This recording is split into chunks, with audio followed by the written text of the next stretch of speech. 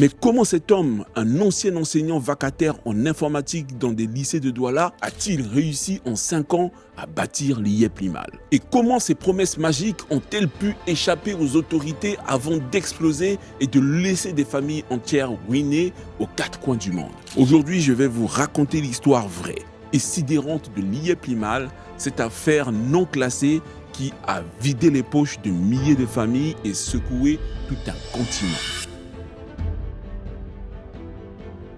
Jusqu'au début de l'année 2022, juste avant que tout ne s'écroule, l'IEP Limal est considéré à travers l'Afrique francophone comme un placement ultra prometteur. Surnommé à l'époque la machine à tuer la pauvreté, L'IEP Limal veut dire la pauvreté est finie. Le programme promet en moyenne entre 200% et 400% de retour sur investissement en 12 mois seulement. Soit 160% de votre investissement, soit un pourcentage de 205% de votre investissement, ce qui est très intéressant. Et pour les plus ambitieux du programme, ça représentait jusqu'à 1,5% de croissance de son capital par jour, du jamais vu nulle part dans le monde. Dans les hôtels des grandes villes du Cameroun, de Côte d'Ivoire, du Bénin, de France et du Canada, c'est tout le monde qui s'empresse d'assister à ces séminaires. Car confier son argent à l'IEP Limal, c'est devenu l'assurance de gagner beaucoup et d'en finir avec la pauvreté. Ces adhérents viennent de partout et ont tous des profils différents. Des petits commerçants, des fonctionnaires, des retraités, des étudiants,